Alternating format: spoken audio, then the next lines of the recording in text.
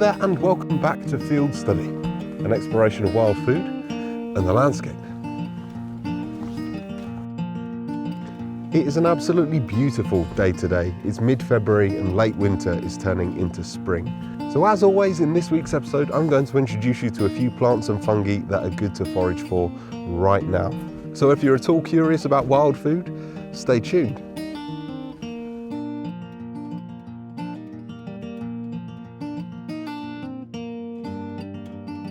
So running down this pathway on either side is one of my favourite plants from a flavour point of view.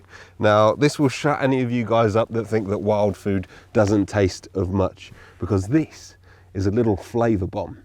So it is Rumex acetosa, or common sorrel. It's a relatively easy plant for even beginner foragers to identify because it has this really distinct leaf shape. So at this time of year you'll find sorrel growing in its first stage of growth, which is when it forms this basal rosette. So that just means all of the leaves come out from a central point.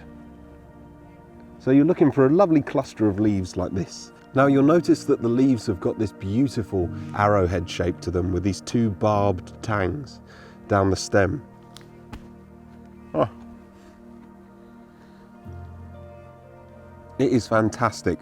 And if you've never tried it before, it tastes like sour apple skins or sort of like lemon juice and cut grass at the same time.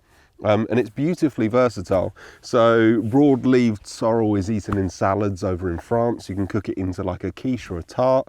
You can use the tiny little new leaves as a garnish on things. You can even use it in desserts because it has that lovely sort of fresh lemon flavour.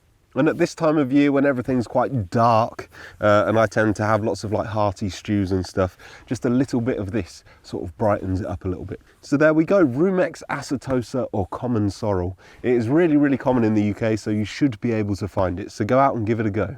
Now it does come with a slight health warning, but it's nothing to be too concerned about. This does contain oxalic acid, which over time can build up bladder stones and kidney stones and things like that. But I wouldn't be too concerned. You'd need to eat a lot of this consistently every day for it to give you problems.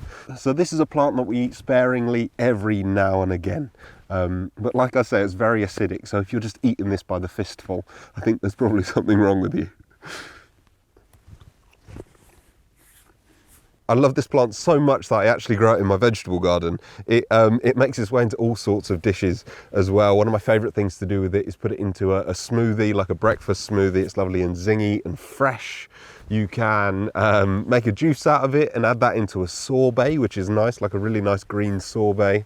A good way to use it is to create like a verjus out of it, so like a green juice. Use that acidity as though you would vinegar or lemon juice, and that will keep for a couple of weeks if you run it through a juicer. What you can also do with that juice is you can incorporate it into like gin cocktails in the summer. It's beautifully refreshing.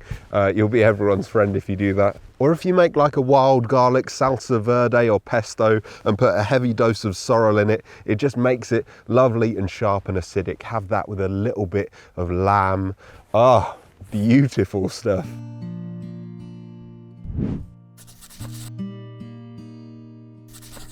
This plant that you see here surging up through the hedgerows at the moment with its sort of upright hairy stems and whirls of leaves around it is Cleavers, or goosegrass.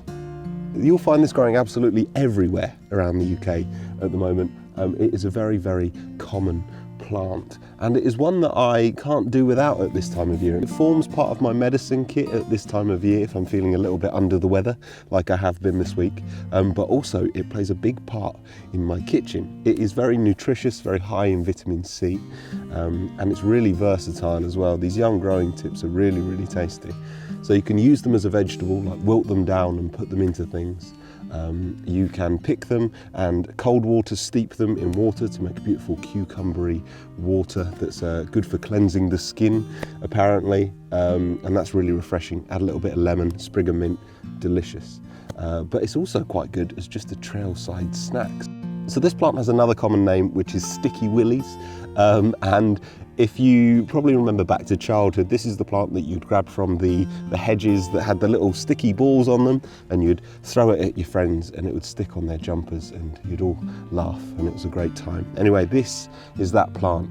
It's useful for more than just horsing about.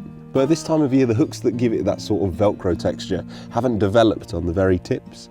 So as a roadside snack, it's really, really nice. Just grab the top growing part of it and just chew. It is beautiful, it is refreshing, has all of them beautiful cucumbery things going on. Even a little bit later on in the spring, when it starts to get a little bit rough in texture, when them hooks start to develop, all you need to do is roll it between your hands like you would a stinging nettle, and yeah, it breaks down some of them hooky hairs and just improves the texture a little bit so you can still eat it raw. I cannot stress how abundant this plant is as well. So if you've never foraged before, if you're a beginner, this is a good one to go out and seek. It is, yeah, it makes me unbelievably happy.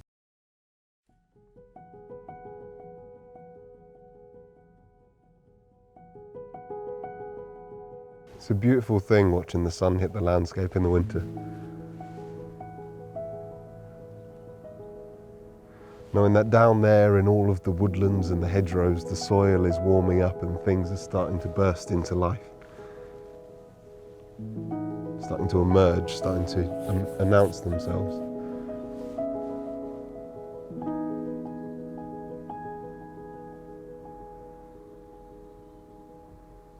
The stage is set. The play begins again.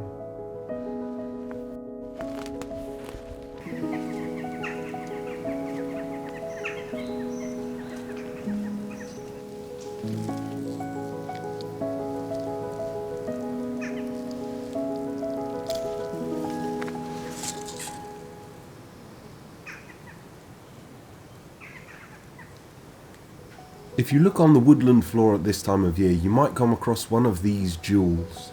This is the Scarlet Elf-cup fungus, and it is both beautiful and delicious. So you'll notice this really bright vivid red on the inside of this goblet-shaped fungus.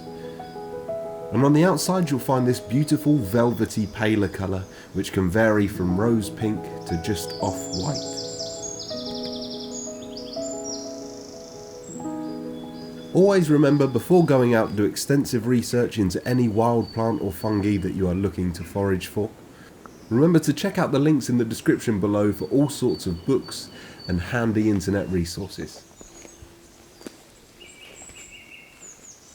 Now this plant here, you might be forgiven for thinking is a stinging nettle. Look at the shape of those leaves. They are spear-shaped and serrated and sort of look very, very much like a stinging nettle. But this is in fact a member of a completely different family. This is the dead-nettle. But even though this looks like a stinging nettle, it has absolutely no stings on it. And this is because it's a member of the mint family. Now mints tend to be highly aromatic with square-shaped stems, so if you pick part of the plant like this and roll it in between your fingers, you should feel distinct ridges running up and down it. And if you look at a cross-section, you'll see that beautiful sort of like box section square stem that it has. Now another thing you can use in order to distinguish between this and your common stinging nettle is the fact that around the stem this has whorls of flowers. Many other mint species also have whorls of flowers around the stem, and this is no different. These are just about to burst open. I've got this in its little budding stage. So these flower buds that you see here surrounding the stem, this here is white dead nettle, so the flowers are white. Purple dead nettle and red dead nettle have got a beautiful sort of like blush lilac colour to them. But stinging nettles do not flower like this. So if you have a nettle-like plant with flowers surrounding a square stem, you can pretty much be sure that you have one of the dead nettles. So as a human being in this part of the world, foraging for food is all about fresh new growth, young tops of plants like this and cleavers and sorrel, etc. And our body really, really craves that sort of fresh green growth that happens at the end of winter. It's when species diversity sort of explodes and things start to come back to life. And I think that a healthy diet is one with a variety of different species in it. And foraging for your food means that you can really up the species of plant that you have as part of your day-to-day diet. The food that we get from the shops is limited to relatively few species of plant. There are different varieties of the plant, but they are sort of mutations, cultivars. So if you forage for at least a little portion of your food, you will be upping the amount of hair. Huge hair. That's my first hair of the year. I'm never going to be able to show you that, it's too far away. Oh, that's special. Anyway, where was I? And also due to the seasonality of it, when things are here, they are here in abundance, and when they are gone, which means that you can pick them at their freshest, which is also a fantastic thing for the human body. So things like white dead nettle at this time of year, I usually chuck this into a pesto. Being a mint, it is highly aromatic. It's got sort of like a strange, and I said this in a video last year, it's got a sort of blue cheese furniture polish thing. There's like a back note. And I know that isn't really a way of selling a flavour profile, but it is highly aromatic. I really like it. You're never going to get them to eat it with furniture polish as a tasting, aren't you? Oh dear. So it's got a sort of funky blue cheese thing going on. You can definitely tell it's a member of the mint family. It's semi-sagey, and it's just really earthy. So it's an excellent back note to your fresh spring pestos that you make with your wild garlic, your three-cornered leek, all of that sort of thing. This makes an excellent addition and just adds to the complexity of the flavour. It's beautiful.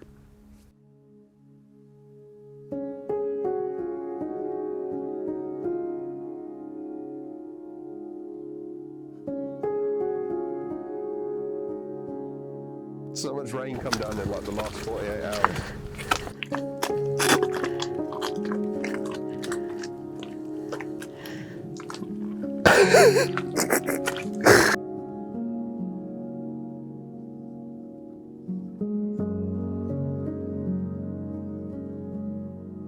Now it wouldn't be a winter foraging video without an appearance for one of these guys.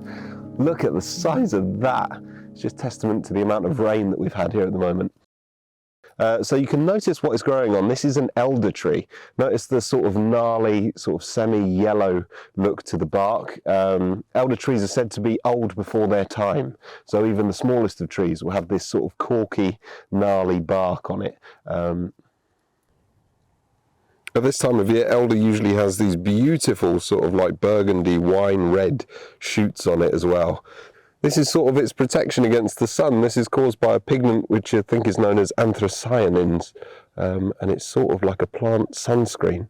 So before the chlorophyll flushes through the leaves, it has this sort of beautiful reddy colour. And you see it in other plants like roses as well. But yes, it just protects the plant when it's young and tender like this from the sun's UV radiation. And that is the preferred habitat of this, which is our wood ear mushroom or our jelly ear mushroom. Look at that. Size of that thing. You'll see these on most of the foraging videos that you're watching at the moment because they are so reliable. I mean, elder is one of our most common trees, especially on like roadsides and stuff where human beings exist. And yeah, this likes dead and dying. There's a whole huge patch down there. This likes dead and dying elder trees, and that's its habitat. But it is a beautiful thing. It is highly nutritious. It's high in carbohydrates and like vitamin K as well. So it is an excellent thing to put in your late winter soups and stews. This goes right the way through the winter as well. So it's sort of like a reliable friend to see out on a walk. It also dehydrates really well and then rehydrates this lovely jelly-like structure, which is a useful thing for use in the kitchen. What I like to do is when I'm rehydrating like porcini mushrooms to put in a risotto or something, I will whack a few dehydrated wood ear mushrooms in. It will soak up some of that porcini stock and then I'll dehydrate them again, usually over the fire. And that means when I come to rehydrate them in like a noodle broth, they will have a subtle hint of porcini in the background, and it just helps me stretch out that porcini flavour over more of the season. And yeah, they're really useful for taking on other flavours. They're also pretty good for beginner foragers as well. They are very distinctive because they look exactly like a giant mouse's ear. So the best thing to do is go out and learn your elder tree first. So if you can identify elder trees, you'll know exactly where to look for them. These usually grow with elder. I've seen them on other trees before as well. But if you're a beginner, go out there and only forage for them on elder trees. And in order to avoid any sort of like toxic lookalikes, these will never be growing on the ground out of leaf litter. There are similar species of mushroom that grow on the ground, like the pazizas, which are not edible, and yeah, they look similar, but they grow on the ground. So if you have this growing on a dead piece of elder tree, then you can pretty much be sure that it is a wood ear mushroom and is good to go in your foraging basket for use now or later. And it's a fantastic friend to have. So velvety on the outside, so good. My girlfriend Abby loves these, so I'll be taking a few home for her. There's a huge patch in here. Wow, that one's so thick, man. These are slightly past their best. I shall leave them to carry on doing their thing.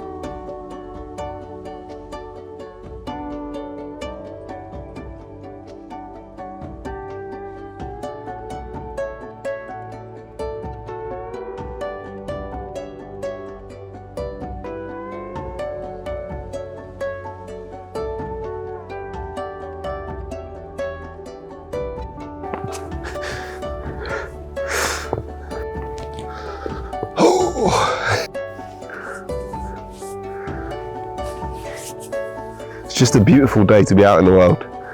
I don't know, to be alive in spring is to truly be alive, I think. Especially in a landscape like this. And this is where I grew up, this is where I live, and this is the landscape I feel at home in. And I love it. And I think you can probably see why. It may have been a grey couple of days, but the quality of the light has changed. Definitely changed. It feels brighter, there's more optimism in the air. It's my favourite time of year, apart from the autumn, and the summer, and midwinter. So once again, unfortunately, that is all we've got time for this week. If you're new here, then welcome. This is Field Study. This is where we talk about foraging and everything about the outdoor landscape. We do videos weekly. We do a live stream every Friday night as well, where we talk about foraging and get excited for the weekend ahead. And you're very welcome to join us. I have a feeling it's going to be a good year. It's a pleasure to have you with me. Wherever you are in the world, I hope you have a peaceful and pleasant week. And until next week, take care.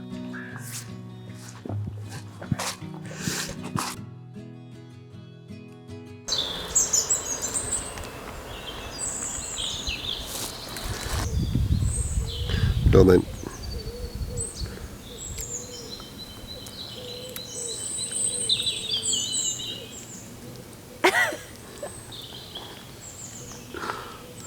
Nice, right? It's like a slow. It's like a slow. Actually, the flavour is really nice. It's just so dry. You don't look like someone that thinks the flavour's very nice, Abby.